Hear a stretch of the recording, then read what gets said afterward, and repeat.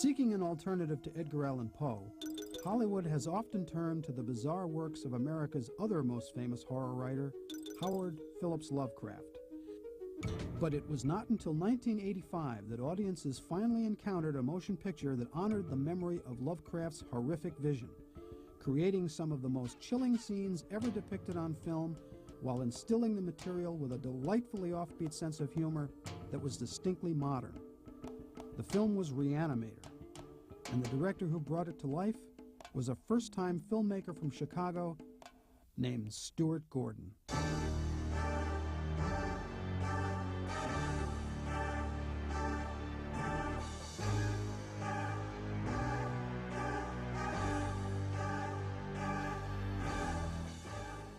I always loved horror films. I think that there's something about them that is kind of taps into the unconscious, and especially adolescence. You could relate to them in a very strong way. I definitely could. He's enormously afraid of blood or any of that kind of thing. And I think that making horror movies and being in control of what's going on sort of takes the fear out of it for him. Gordon's films are never boring. There's always a lot of ideas in there and shocking imagery or quirkiness. So it's always fun just watching his vision unfold on the screen. I think Stuart has a great feel for theatrical effect. And he does it not just with the actors, but with the camera as well. Stuart can tell some great stories. They're just scary stories. He's got this gift. I think that in order to scare an audience member, you have to put the audience member in the movie. The audience member has to be able to participate. The oldest and strongest emotion of mankind is fear, and the oldest and strongest kind of fear is fear of the unknown. Lovecraft's atmospheric concoctions of the bizarre and grotesque were at the same time incredibly cinematic and yet virtually unfilmable. The problem with most of Lovecraft's stories is that he always gets very vague on you at the end. He never really describes exactly what is so horrifying. He just usually has his main character faint at some point and says it was just, it was unthinkable, it was unimaginably horrifying, and leaves it to your imagination, which works beautifully when you're reading a book. But when you have to make a movie, it's very difficult to just not show something. When Stuart Gordon burst upon the film world with his adaptation of Lovecraft's barely 3,000-word short story Herbert West Reanimator, viewers were convinced they had found a new and powerful purveyor not only of Lovecraft's cinematically elusive fever dreams, but of fear film as well. In a genre which had tended towards stagnation, Stuart Gordon's Reanimator was a badly needed transfusion of fresh blood. The thing about genre movies is that there are certain, expectations that you have because you've seen these stories so many times.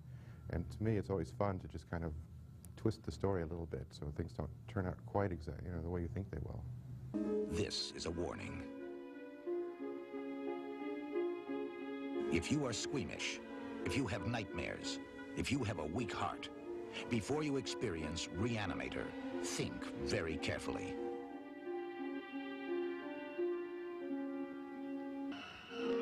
H.P. Lovecraft's classic tale of horror, Reanimator. It will scare you to pieces. Stuart Gordon has managed to temper the gory effects and shocking visuals with unusual, quirky characters, and that's what makes his films very entertaining. Equally surprising was the background of the film's creator, a first-time movie director who had spent the past 15 years as artistic director of Chicago's Organic Theater, where his specialty was improvisational comedy. We were doing theater for people who hated theater, because I had always thought that theater was sort of a bad imitation of movies, until I really became aware of the potential, what was possible with theater. And I was the artistic director of the Organic for 15 years, and during that time I directed 37 plays with the company. Like another theater director turned movie maker named James Whale, the director of the original Frankenstein with Boris Karloff, Stuart Gordon took to the new medium with an almost uncanny knack. Gordon's approach to fear-making was at once theatrical and wildly cinematic. Reanimator was an auspicious debut indeed. The original plan was to do it with the Organic Theater Company and to shoot it in Chicago in the theater itself. But the board of directors of the theater, when they heard that I wanted to do a horror movie, felt that this was not an ideal first film project for the theater company. And so I ended up taking a leave of absence and coming out here to Hollywood and directing Reanimator without the company. Although a couple of the members of the company did end up being in the movie. My wife, Carolyn, and Ian Patrick Williams plays a small part in the film as a German doctor in the beginning, the first scene. Reanimator solidified the Stuart Gordon approach to contemporary fear-making.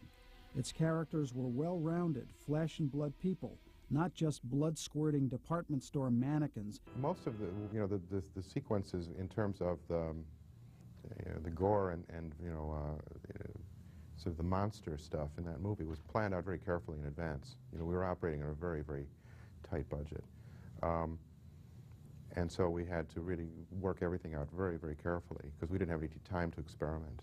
He showed that you could make a horror film and it could be funny and sexy and scary all at the same time. Herbert West is at the top of his class in medical school. How can you teach such drivel? These people are here to learn and you're closing their minds before they even have a chance. He's brilliant, but a little weird. I've broken the 6 to 12 minute barrier. I've conquered brain death. His experiments have always been unorthodox. It was dead. But lately they're getting out of hand. And he's just made a discovery that could wake up the dead. Herbert West has affected reanimation in dead animal tissue. What are you thinking? How do you feel?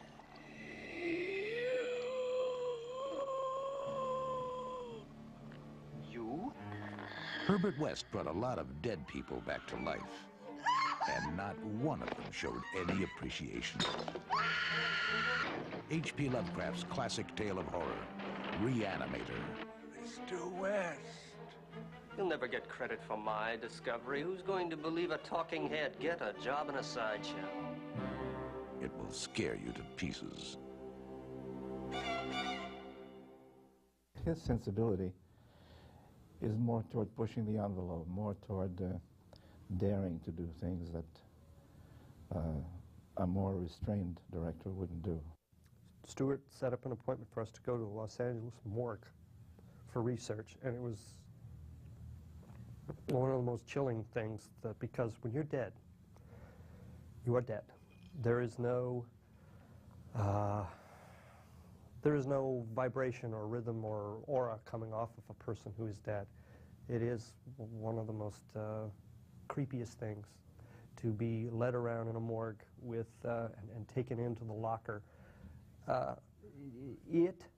Stuart was right to do that because it crystallizes and clarifies in your mind as an actor what exactly we're talking about here, bringing the dead back to life. What made Reanimator so memorable and helped distinguish it from the rest of the pack was its sheer outrageousness. He goes over the top a lot, but then that's why we're in the cutting room a good deal of the time. I mean, Reanimator ran an hour longer, I believe, than the final released version. In the original script, it wasn't so much the lead part.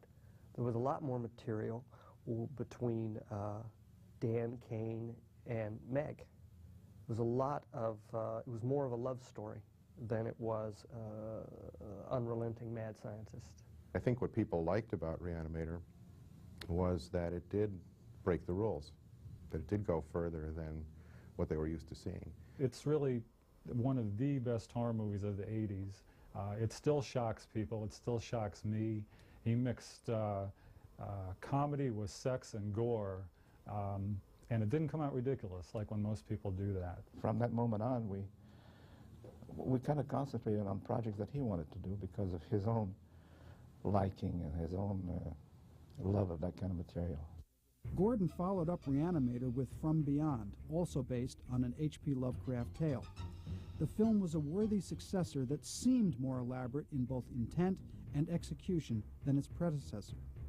But this was an illusion created by Gordon's first-time use of optical rather than stage effects to depict the story's gore and gru. Sometimes I think even that From Beyond maybe tried to do too many effects, that I was a little too, I was like a kid in a candy store and just wanted to do everything. I'll take a little of this and a little bit of that and so forth.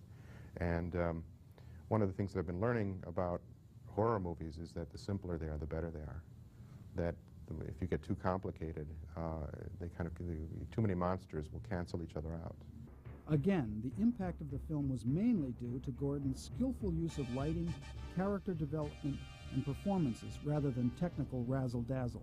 I do love Reanimator, and I do love From Beyond because they're so wild, and he takes a lot of good chances. With 2 cult movie successes behind him, Stuart Gordon desired to cross over to a more mainstream audience.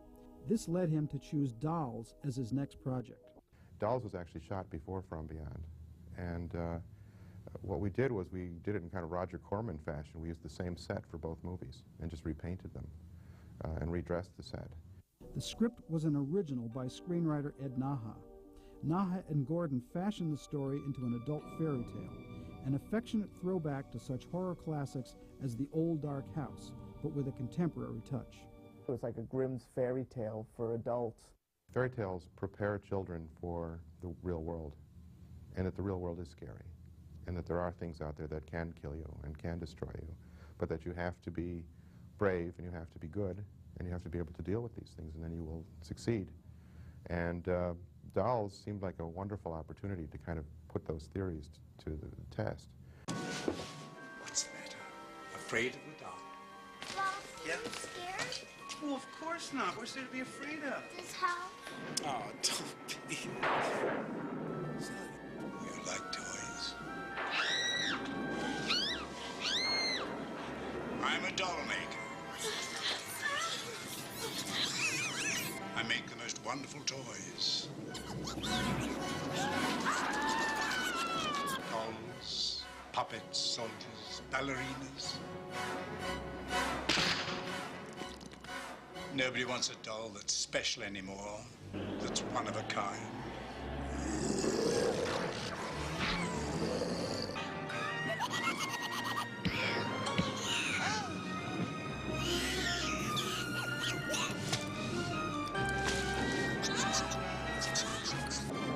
You're never too old to play with dolls. Until you're dead. Dolls. The favorite part I ever played was in Dolls. I always play bitches and nasty women who get killed in his movies. Have you noticed? And I played a wicked, nasty, mean stepmother. But she had a fabulous wardrobe. Dolls was not the crossover success Gordon hoped it would be. It remains his least seen and most undervalued fear film.